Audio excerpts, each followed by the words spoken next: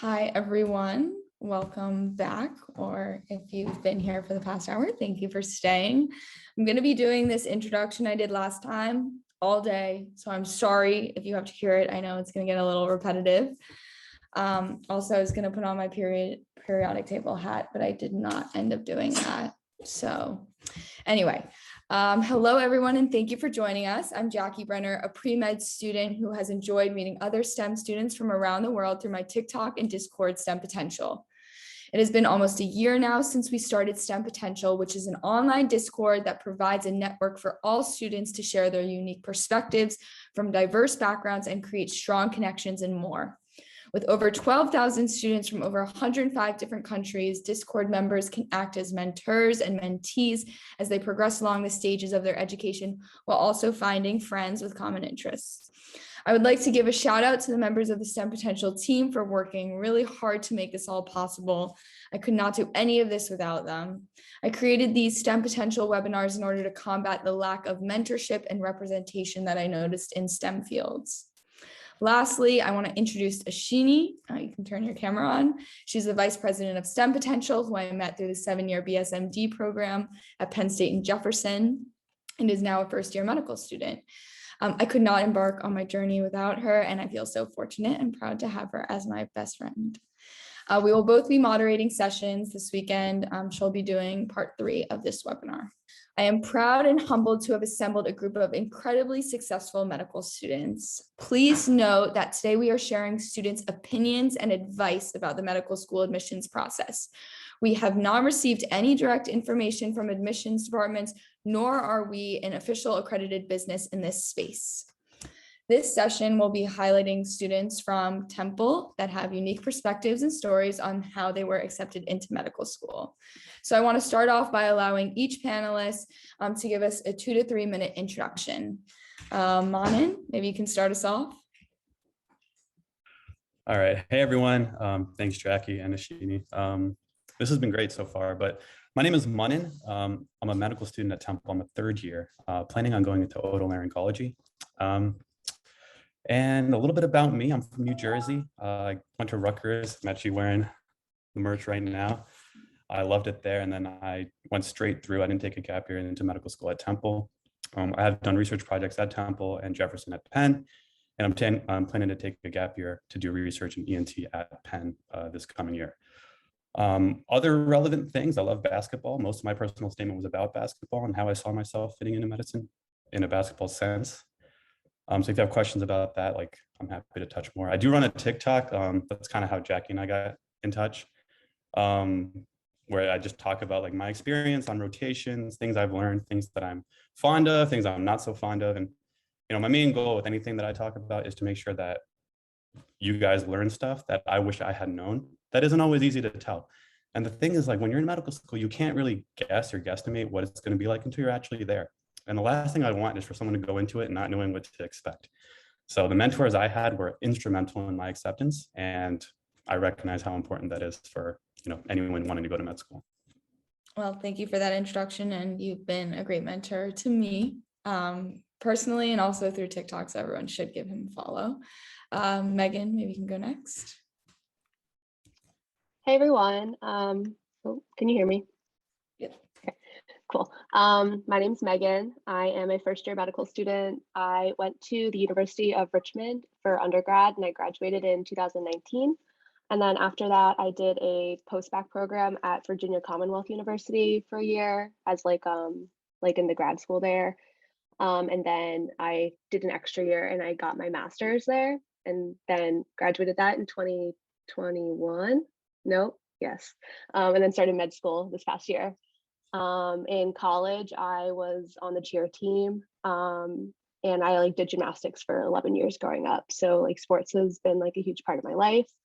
And I'm also at Temple. I'm in the Masters of Urban Bioethics program there as well. Very cool. Well, thank you. Next, Shanice. Hi, everyone. Thank you for joining us. And thank you, Ashini and Jackie, for holding this awesome session. So I'm Shanice. I'm a 3rd-year medical student at Temple. I graduated from Harvard in 2019, where I studied neuroscience. And during college, I did like research, I did some volunteering as well. And some of that kind of led me to decide on medicine and decide to apply. So I'm at Temple, third year medical student. So we're in our clinical rotations where we kind of rotate through different parts of medicine. But overall, I'm just happy to be here. And if you have any questions about, what each year looks like, that kind of thing, we're all here to answer. So thank you. Thank you. Last but not least, Noah, who I also want to give a special shout out, has been instrumental to STEM Potential since the beginning and is on the Discord. I don't know how much now because it's in medical school, but answers questions all the time and is just one of the most incredible people I've ever met. So Noah. I was answering some questions the other day, but yeah, I have been slacking. But yeah, I'm Noah Thornton. I'm from Hattiesburg, Mississippi. I graduated from Ole Miss this past spring, so I went immediately into medical school. So I'm in M1 at Temple. Me and Megan were actually in the same anatomy group for the first block. But yeah, I mean, growing up, I always kind of knew I wanted to go into medicine. And so a lot of my journey has been just like exploring like so many different facets in medicine and just like, bouncing around like a pin machine on different things that I think I want to do. And that's one thing that I really, encourage everyone that talks to me is like, do something that you're really passionate about, because that was my entire like application and process was like, I found stuff that I like really cared about. And I did it, and it really gave me a strong application. And when you do interviews and stuff like that, you can really see passion when you're talking about something you're invested in. And ultimately why I chose to come to Temple, because I am passionate about a lot of the stuff that, Temple values. And so I chose to do the MD MAUB program, which is a master's in urban bioethics. Because I've always been very interested in kind of the bioethical like aspects of medicine, because I worked in a cancer hospital, I did cancer research. So I've always just been very interested in kind of end of life care and making sure, value of life, that kind of stuff. The humanistic side of medicine. So that's always been kind of like my thing. But yeah, I'm on the Discord. So if you ever need anything, you can always at me. I'm not a noble gas. I'm a lanthanide, right? Lanthanide. Yeah. Not a noble gas yet. Yeah, not a noble gas. Maybe one day. Well, thank you for those introductions. I wanted to start off by asking, I know Noah and Megan, you guys are in a specific program. So why did you pick that route? And then we'll move into, just why did you decide to go to Temple as well? Maybe Megan, you can start us off. Sure. So I actually I didn't really know anything about the Master's in Urban Bioethics program at all before applying to Temple. And during my interview, I was interviewed by one of the women who kind of run the program, and we just talked a lot about it. And it was just something I was so passionate about. And I just kind of learning about healthcare disparities in the position as a physician in the future, how can I help to kind of minimize those disparities in my power as a physician. So that was something that I ended up after the interview being okay, I'm definitely going to be applying to this if I get in. And yeah, I really like the class so far. Noah and I are both doing it, so it's always a good discussion, and I feel I've been learning a lot through that. So yeah. Awesome. Maybe Noah, you can follow up. Yeah. So I knew when I was applying to medical school, I either wanted to do an MPH, Master's of Health, or a couple of the schools that I got into did Masters of just general bioethics. And I was always really interested in those programs. But one of the big things for me was one of my main service experiences in undergrad and even as a kid. Was building wheelchair ramps for local dialysis patients in the underserved communities around where I live, and just seeing the health disparities and the social determinants of health that go into what creates health. because health is so much more than just pathophysiology of disease, you know. I've always just been very attuned to that because I've seen how, social circumstances plays a much bigger role, type of medicine you take and that kind of stuff. And so I was just really interested in learning more about that aspect of urban bioethics and digging into the community and things like that. And I also think that Temple, of all the places that I was accepted, was the one place that I felt like I always say they walk the walk rather than just talk the talk. Because a lot of schools would be like, oh yeah, we're very committed to underserved communities and stuff. But like, whenever I talked to anyone at Temple or, looked into it, it felt like they were actually very active and all the students really cared about the community. Because Temple is in a very underserved area. And so that was one thing that was big for me in choosing Temple and ultimately the Masters of Urban Bioethics. And it doesn't add an extra year to medical school, whereas the MPH program would have added another year. But I also will probably end up taking a year off to do research anyway. Well, thank you for sharing. Maybe Manon and Shanice, you can touch on just, why you picked Temple and what have been the best parts about it and what you maybe have done outside of just medical school to, what you're interested in. Maybe Shanice, you can start us off. Yeah, so in terms of what kind of brought me to choose Temple, it's pretty similar to what Noah said. Out of the places that I applied to, Temple was one of the few that I thought really tried to prioritize like the community that they're in, as well as like underrepresented minorities in medicine. I feel like they have done their best and continue to improve on trying to increase the amount of diversity within medicine. And I think that's a really important part of medicine in general, and also why I have chosen to be in medicine, period. So I thought that Temple would give me kind of the best opportunity to get the experience of working with an underserved community, as well as kind of giving me skills that I can use in my career further to promote diversity kind of wherever I go. And I will say, just in terms of location, like I always wanted to be in Philadelphia at some point during my life. I'd never been until medical school interviews, actually. So I think, yes, you want to go to a school that's really awesome, but also you want to live somewhere that's really awesome too.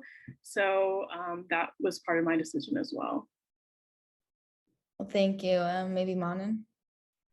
Yes, I mean, I'm just going to echo what Noah and Shanice and Megan said. It's like Temple does a really good job of following through with their promises when you interview. And they specifically look for students who are about that.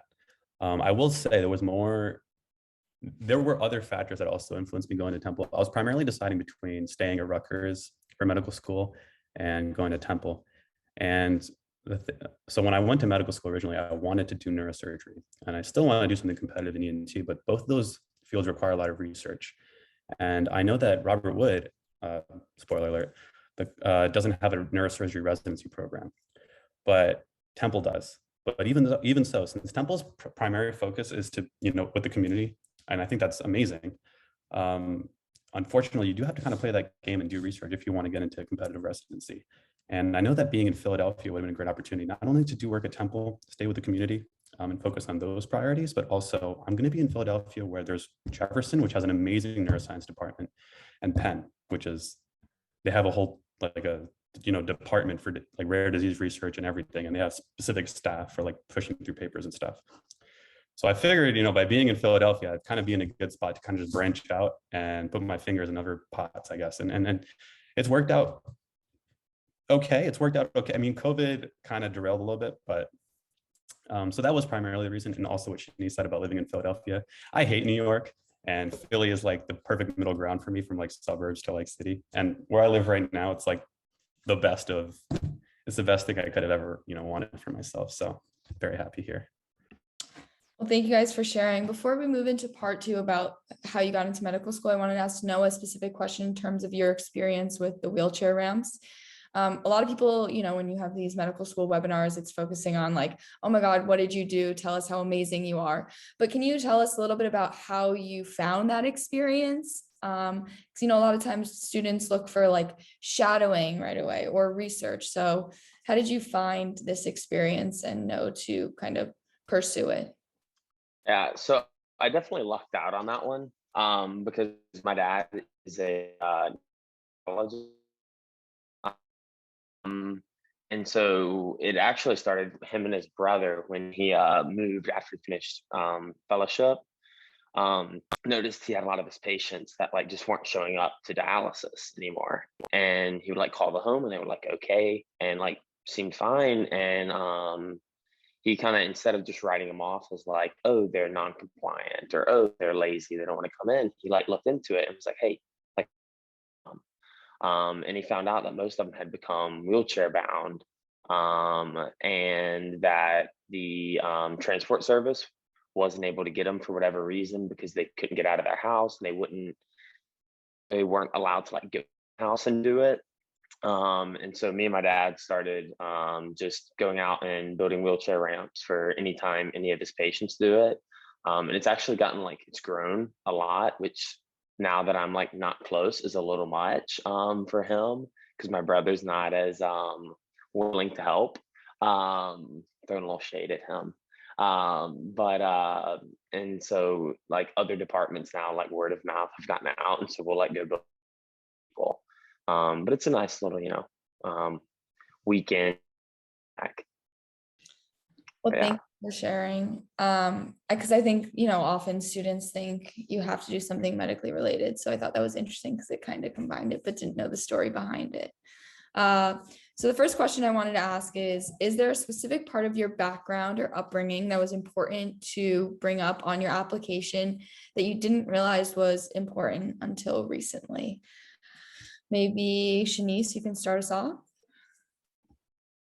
Yeah, I would say just for me, like growing up, the kind of doctors that I had been around and had seen, they didn't really look like me. And I think that was kind of a big part of why I wanted to go into medicine. And I didn't realize that that was something that was important to make clear on the application sometimes. Because you do, like, you have all the stats, you have like all your extracurriculars, whatever, but you also need to show like why you want to go into medicine and like what that story of you coming to that choice is. So that was kind of important for me. And do you have any insight into like, how do you pick that one story you highlight, you know, in your personal statement or app? Because I know a tough part is like looking at all of your experiences and being like, oh, this is the one. And then within that one, picking a moment. So kind of what advice you have in terms of finding that moment? Yeah, I would say the first thing is to be very sure in why you want to go into medicine and kind of have an idea of what is bringing you into this field. And I know that's kind of hard sometimes to kind of pinpoint exactly what, but having an idea of what your motivation is and what you want to contribute to medicine kind of gives you kind of a basis for finding that moment. And then in terms of like personal statement and that kind of thing, a lot of what I did was just like talk to mentors, talk to the people at my school that were applying, that had applied. My school, we had a kind of setup where someone that had been in one of the Harvard like MD programs, or if you're applying to law school, whatever, they would kind of mentor us. So running those ideas by them, they really do help you filter through what's like really important, what's good to add into your application. So I know it can be hard to find people and find mentors, but I would say that's one of the most helpful things that I've had going forward with my application. Well, thank you. Maybe Manon, follow up. Yeah, so as far as, you know, getting that personal statement to look the way you want it to look and trying to figure out, you know, who you are and how your story works. The best thing that I did, and my sister did this for her residency applications, was she made like a little web about herself. So in the center, you get like a piece of paper or whatever. You put your name in the center. say it's me, Manon, whatever.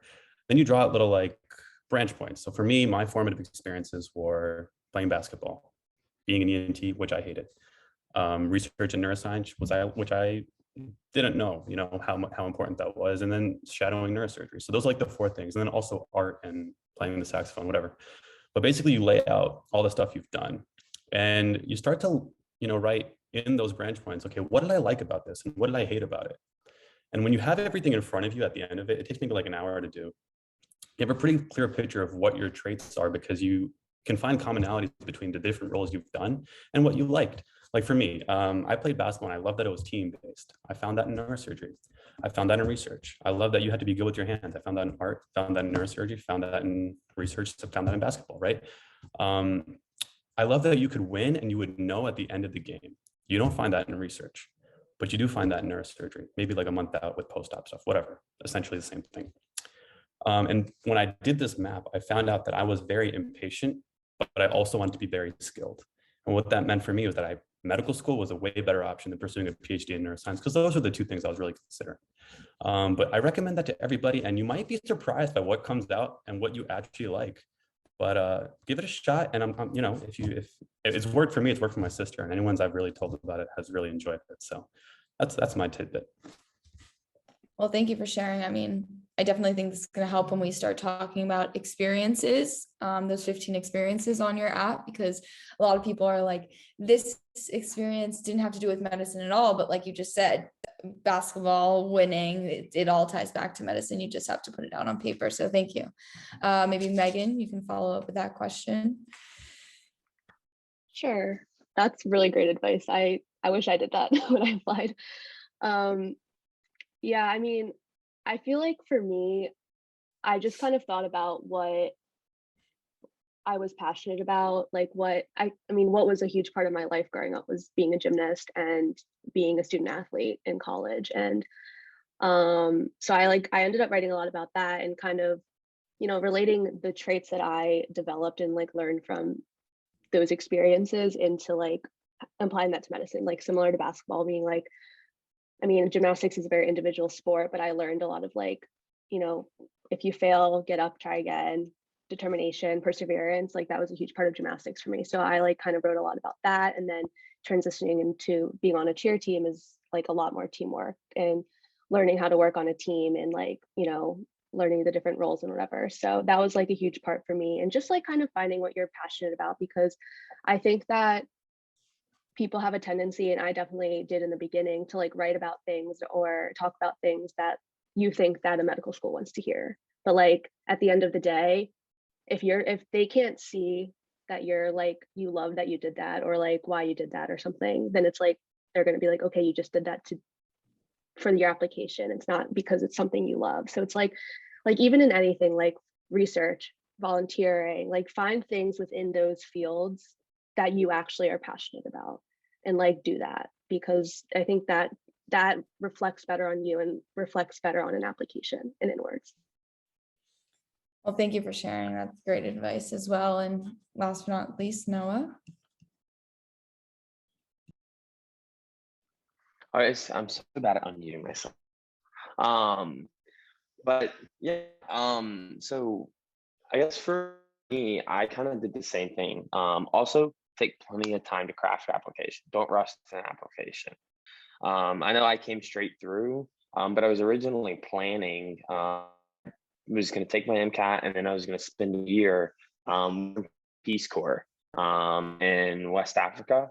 And that was going to be my plan for a gap year, and then happened and kind of got. But luckily, I was like, I had prepared either way, and I was kind of waiting to see, like, all right, what's my, gauging it. You definitely don't want to rush it, because like when I was writing mine, I kind of fell under that same trap. Like I wrote about my research, I wrote about working at on like the skills that I used, like technical. And then like the more I like reflected and talked to my advisor, talked to my parents, my friends, I realized in everything that I had ever done,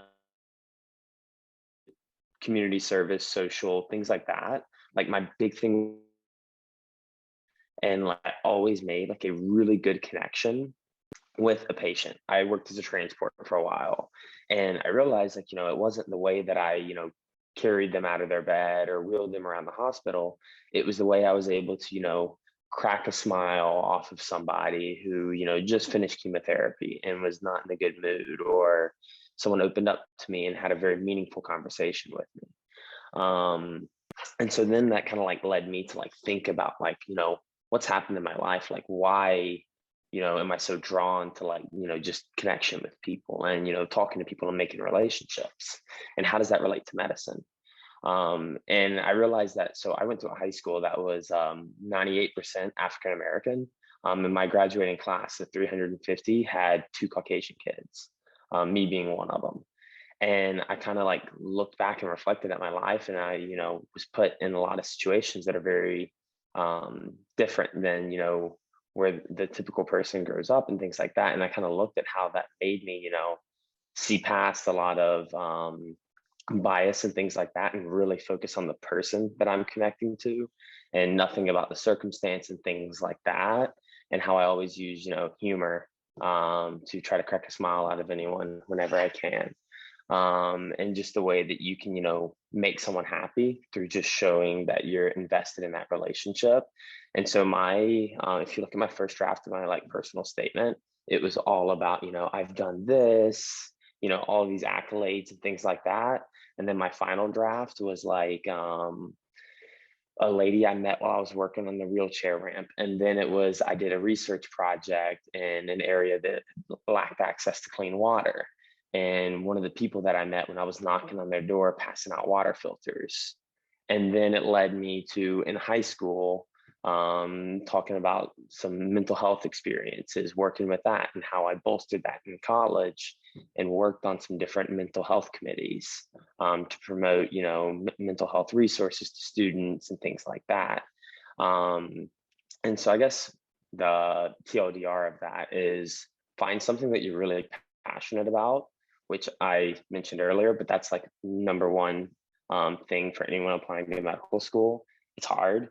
And you really have to be passionate about it and want to do it, or burnout's real either way, but that's kind of what helps you get through those rougher times, is, making sure it's something that you really, really care about. Well, thank you. And I think you brought up a really good point when you talked about how you were building your personal statement, and you said it started out saying, this is what I did, this is what I did. And then it started with, as I wheeled a woman out. So really showing how you looked into the experience. I think I now want to move into a big question that we had from last session. So I think a lot of times students believe you need to cover the big 3, which is research, clinical experience, and shadowing to get into medical school. But I think sometimes the most important experiences are those that are not necessarily medically related, but show character traits that are you're hardworking, etc. So I wanted to see if you guys can expand on this and describe one experience or 2 that wasn't medically related, but that you believed was integral to your personal growth and application process. In addition, I know students don't always have access to medically related experiences, so I want to highlight how there are other experiences that you can have that will help get you into medical school. And so maybe Manon, you can start us off. Sure, I think this is an excellent question, especially now because, a lot of the comments and questions I get are about how to get clinical experience and stuff for your application in the middle of this crazy pandemic. But yeah, so I'm going to sound like a broken record now, but basketball was huge for me. So I played, I coached, and I refed. And particularly in college, I officiated basketball. And that was just a lot of fun for me. I got paid to watch essentially basketball, so that was great. But it was also great because I learned that,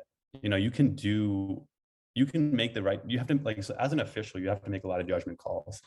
Basketball moves very fast paced, and you have to like call, was this a foul? Was this a not? And in the playoffs, everyone, from Kappa Sig or whatever, they're like tempers are hot because they're like egos are riding on these games, and you make a call they don't like, they're in your face. These 6'4", 6'5", like huge dudes, they're in my face yelling at me about a basketball call, a charge or whatever. And you have to hold your ground. And I'm typically not a very confrontational person, but I learned how to be disagreeable when I needed to be. And people will always talk about how agreeable you want to be in medical school and in medicine. Very flexible, willing to roll over, willing to be like, hey, look, and that's great for your superiors, but it's not great for yourself, and it's definitely not good for your patients. And so there's actually a couple books, there are a couple podcasts that I've been listening to about the willingness to be disagreeable in medicine, depending on which you are. So when the surgeon needs to get control of an operating room, they don't need to care if someone doesn't like what they say. It's, there's ways to do it. But my point is, learning to stand up for myself, learning to stand up for what I believe was the right decision was something I touched on. I think it touched on well in my application. I think that's a skill that not everybody recognizes that you need as a doctor, because you're not advocating for yourself. You can probably take the hit. You're advocating for somebody who isn't in a position to fight for themselves right now.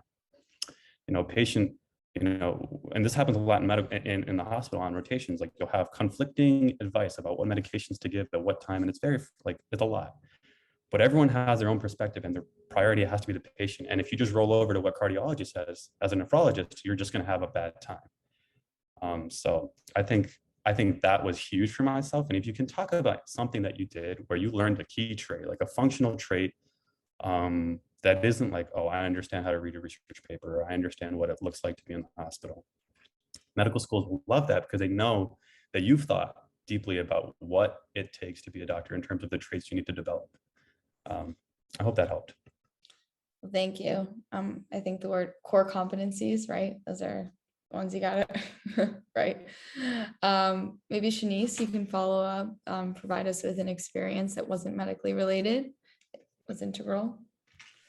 Yeah, so for me, I was in orchestras pretty much like since I was a kid and through like middle school, high school, college, and it's something I'm trying to get back into now.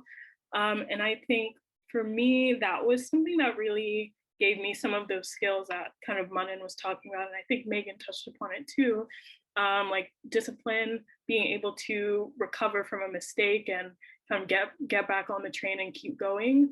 And it was also just something fun. And I think if I hadn't done the like orchestras in college, it would have been a much less enjoyable experience for me.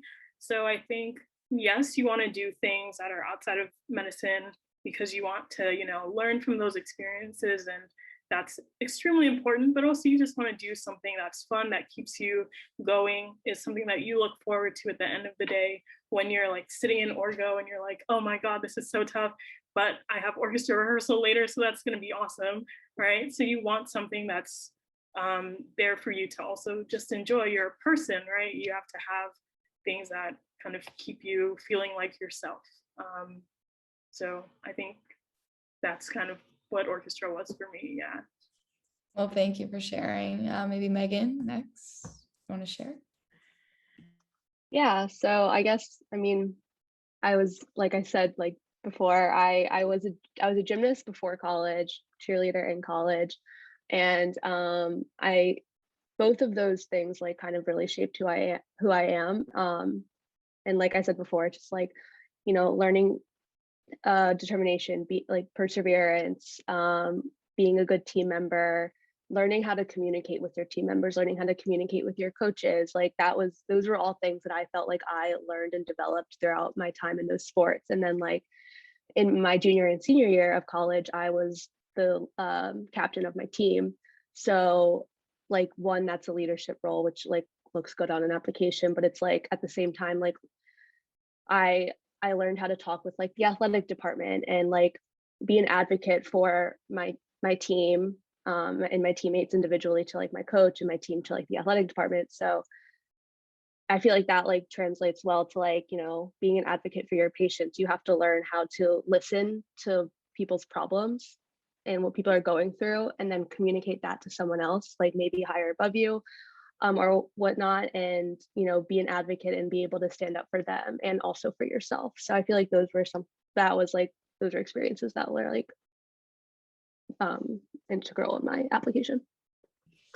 Well, thank you, Megan. And last but not least, Noah.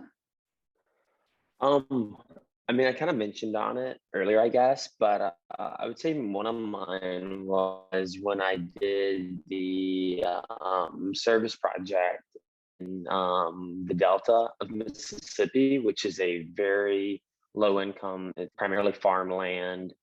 Some houses don't have electricity. And I was just out there, collecting water samples and then passing out water filters. And I kind of paralleled this. I mentioned it was one of my experiences on my application. It really came up a lot in my interviews. because it really allowed me to like see other people's perspectives. Because I was just a college student walking around with another college student and asking, hey, we have a water filter for you. You know, all we need is a water sample. We're just trying to go to, you know, the state with this, try to work on, you know, infrastructure, getting better water access, things like that. And I was met with some resistance at several houses. And they would like yell, you know, oh, I don't trust the government. Like, don't come in here, get that out of here, you know, things like that. And at first I was like very confused. I was like, I'm just like trying to help. And it really had me like think about, well, why do they not trust me? It was a predominantly African-American community that has been misused and abused by the government multiple times, especially in the South. And so it really allowed me to like dig into that perspective and kind of think about it. And so whenever I approached a house, I could kind of take that perspective and just engage in a conversation, work and build some trust, and then tell them why I was there. And it really taught me a lot about how, you know, one, just being able to see the other side of something, but also how to be able to work around it and build trust from someone that ultimately doesn't trust you. And more meaningfully, there was one of the houses where actually, after, you know, they told me to leave, and then I just kind of talked to them, asked them, well, how's your day going? You know, like that, talked for 15, 20 minutes. We talked about blues because, you know, the Delta, Mississippi is all about the blues. BB King, he's from Itabena. And we just like talked about that for like 20 minutes. And she was like, wait, why are you here again? And she invited me in and like, it had like a muffin, gave me like a little muffin and some coffee, and like me and my friend that was doing it with me, we like sat in there for like 30 minutes and just like talked, because we were just like out all day walking around. So we're like, oh, this is awesome. Kind of like seeing the reversal on that when I really focused on like her and, you know, what she was feeling and her emotions, rather than just, hey, I'm here to give you this, you know, and just like treating it like a chore. And that was one thing that I think really dives into medicine, especially with mistrust of the healthcare system in a lot of communities, and has really kind of helped me like see things differently. Well, thank you for sharing that story. That's pretty incredible. So next, I know only Megan took a gap year. So maybe Megan, you can touch on if you took a gap year, what did you do during it, and how did it contribute to your application? And also, if someone's considering taking a gap year, what influenced your decision to take one? So my main reason for taking a gap year was because I didn't have the grades coming out of college or the MCAT score to get into med school. And so I did like one of those post-bac programs that's at a med school that helps to like raise your GPA. And I mean, like looking back, I'm really happy I took gap years, because I feel like these last 2 years, I really developed who I am as a person, and I was like able to mature. And I don't think I would have been ready to go to med school straight out of college, even if I like had the stats to get in. But I guess my freshman and sophomore year of college, I like didn't do great. I got like 2 C's. I was the first time I ever got a C. I was like, I'm never getting into med school. This, like, my life is over, like whatever. But yeah, and I was like super discouraged, and it was like a really hard time for me to like kind of come to terms with that. And I, you know, I talked to a lot of people. Like I talked to some like people who are like in admissions at med schools, and I talked to my pre-med advisors and my peers, and you know, like formed like the support system there, but kind of turned out around my grades and my junior and senior year. And so like I did have that like upward projectile that sometimes like people like pre-med advisors talk about, of like grades. And I feel like it was nice to have a support system, because they helped calm me down and be like, okay, it's not the end of the world that you didn't get straight A's or that you got a C or whatever. Like you can still get into med school. And I think that's like one of the major things that I learned, because like obviously I'm here, I'm in med school, like and I'm really happy about that. And I worked really hard to like kind of turn that part of my application around. And like, you know, if that happens, like, it's okay. If you really want to go to med school, you will put in the effort and you will get there. And grades are not the only part of your application that matter. Like, there's other things, like we were talking about, like extracurriculars and stuff like that. So yeah, I did the post-bac program and I did well in that. And then my second gap year, I did research and for a full year in a biochemistry lab. And so I got a lot of research experience that way. And I'm very thankful I did that. Well, thank you so much for sharing. I feel like I get so many messages, and Noah probably notices it too on the Discord. That's like, I gotta see, I'm never getting into medical school. So I think it's really nice to hear, you know, these stories. So obviously, you know, not only are you pursuing your medical degree, but also the bioethics. So thank you for sharing. I'm going to pass it over to Ashini now to finish us off for this session. She's going to be talking about, you know, retrospective advice you guys would have, and especially focusing now on COVID. So Ashini, take it away. Okay, so like Jackie said, I'm just gonna ask you guys a little bit about retrospective advice and what advice you have for students applying during COVID. So that is my first question. Do you have any advice for students applying during COVID, especially because a lot of clinical experience can't be in person right now? Manon, if you want to start us off. Yeah, I mean, we talked a little bit about trying to touch on other stuff you've done. The unfortunate truth is just that, you know, you're never going to understand what it's like to be in the hospital unless you're in the hospital. And there's no really way to short circuit that or get around it. And it's frustrating on your behalf. And I'm frustrated for you guys because a lot of hospitals just aren't allowing students to shadow. And you guys know this. I will say it's worth considering just delaying your application and taking a year. I know it's not advice everyone wants to hear, but you got to consider if you want to spend $200,000 to end up in the wrong situation. This is a decision you don't want to take lightly. It's a decision you definitely don't want to rush, considering this isn't up to us. You know, we would love to have students shadowing and stuff, but, and particularly physicians are always complaining about not having students shadowing, but it's just not the best time. So that's, you know, unfortunate, but I think it's worth considering. All right, thank you. That was good advice. Megan, if you want to follow up.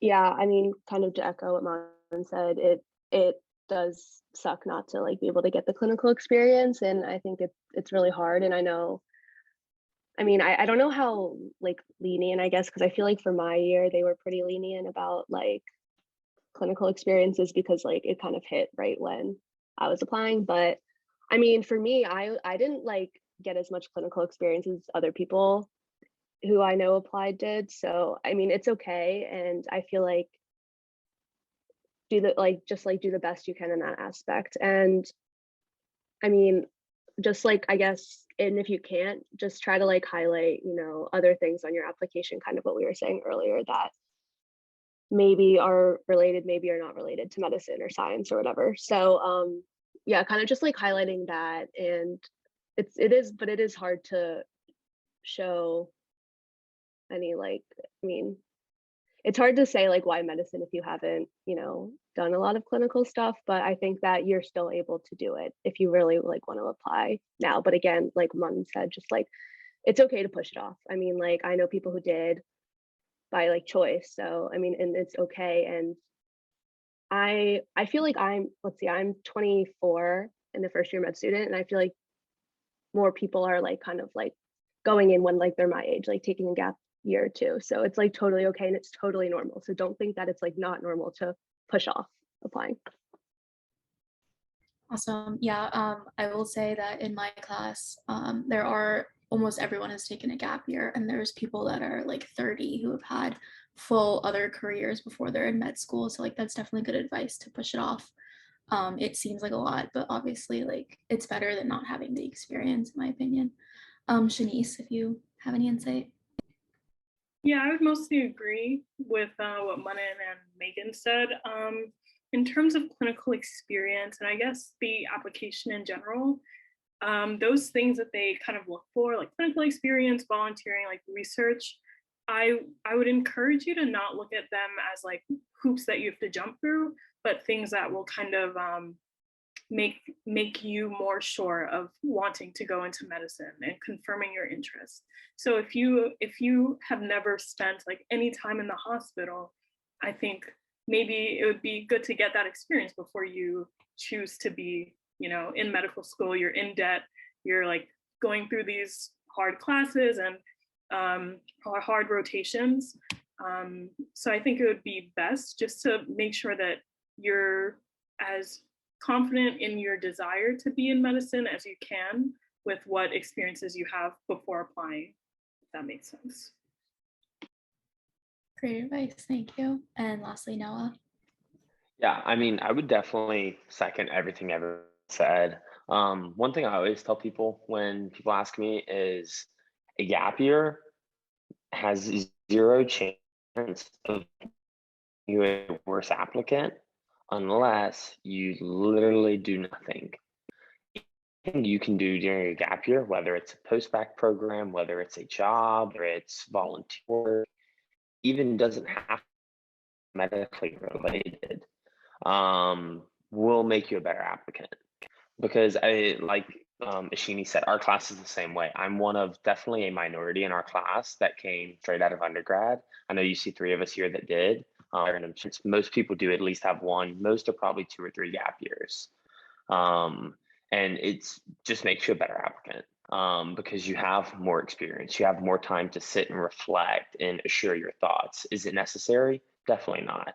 And that was kind of my thought. I sat there after, I realized I couldn't do like Peace Corps for a year. And I was like, do I just like go back home and like work for a year? I was kind of like, after I applied, I was like, well, if this doesn't work out, like, what do I do? And I kind of felt that like, I felt like my application was good enough that I was just going to go ahead and send it like grades MCAT wise. But like, it's not going to make you a worse applicant. And as far as like shadowing, I think what Manon said is spot on. You can't have 0 clinical experience.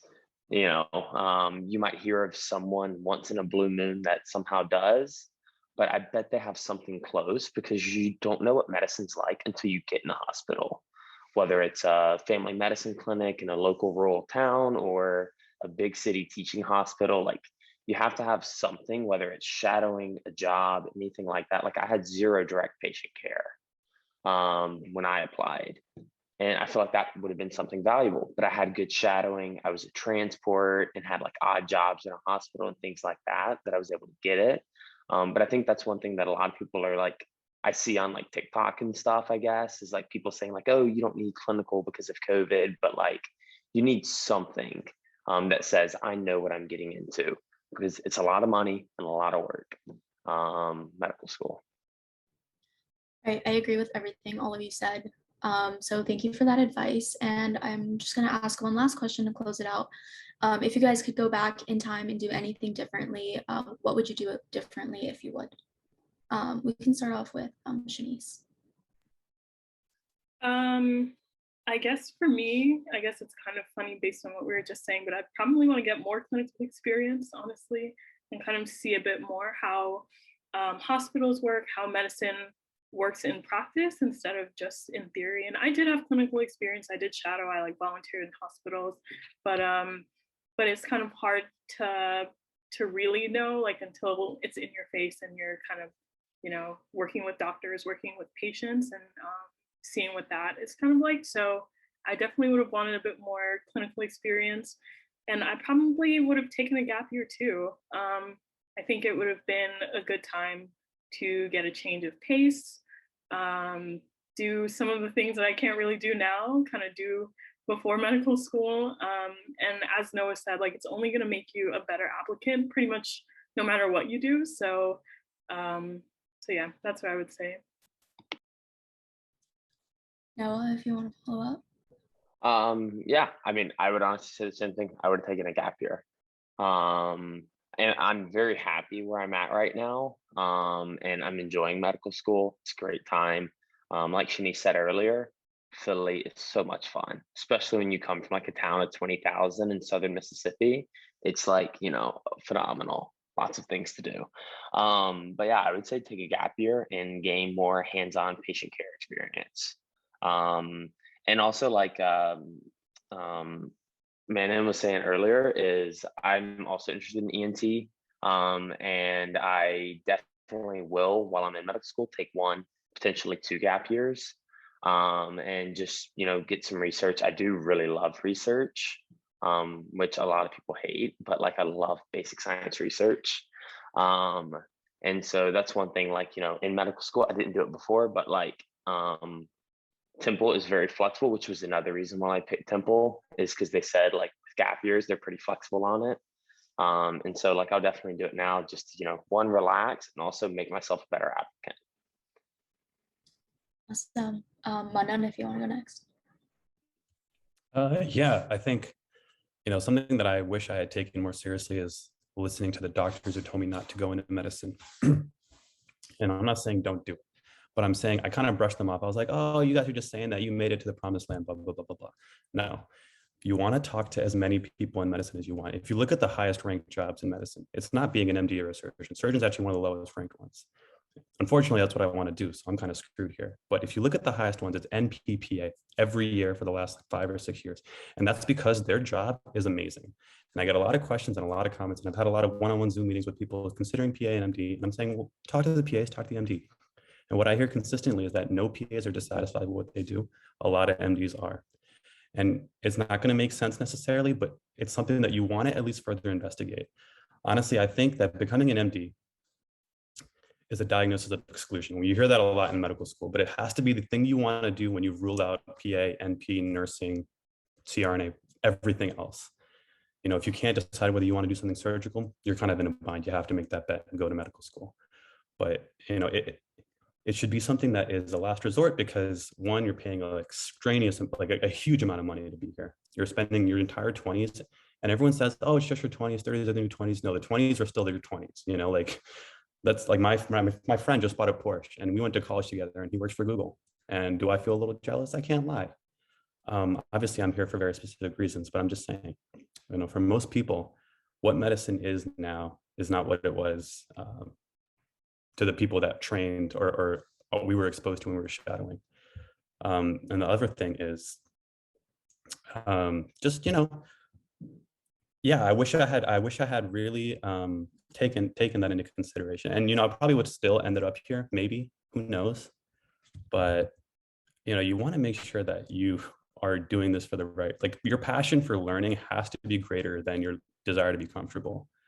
Like you have to be like, hey, look, I want to learn this because I want to learn this. Like, I don't care if I'm staying in a shitty hotel, excuse my language. I don't care that if I don't get sleep for 3 nights in a row. I don't care if I can't even make my own meals every night. Like, and people are better and worse at this, depending on who you ask and what stage you are. But it's got to be something that you really, really, really want. I would agree with everything you said. Megan, if you want to close this off. I guess like retrospectively, I generally am pretty happy with how it kind of all led up to me being here, but I guess like it would have been a lot less stressful for me if I did well in school, like my first 2 years. But I'm really happy I took the gap years. I think that was like great, and I think I would give that advice. I think gap years are great, and I think that it gives you a chance to develop who you are as a person and like what you like truly love about yourself and about medicine. So. Well, thank you guys so much. Being cognizant of the time, it's 2 o'clock. So I want to thank you guys all again for taking the time out of your day to participate in this panel discussion. Oops. I'm so appreciative to all the panelists for sharing their journeys, both professionally and personally. I know I've learned so much from today, and I hope you all have enjoyed this opportunity as well. Your presence here will help guide many students into a successful STEM career. Please note that a recording of this webinar will be available on the Discord soon. I look forward to interacting with all of you about this webinar soon. So we'll now take like a 2 to 3 minute break, and tough session will be next. So thank you all again. Thanks to all the panelists. Definitely find Noah on the Discord and Manon on TikTok, and any other contact information we'll be putting up in the Discord as well if possible. So thank you guys all, and I'll see you guys in a couple minutes.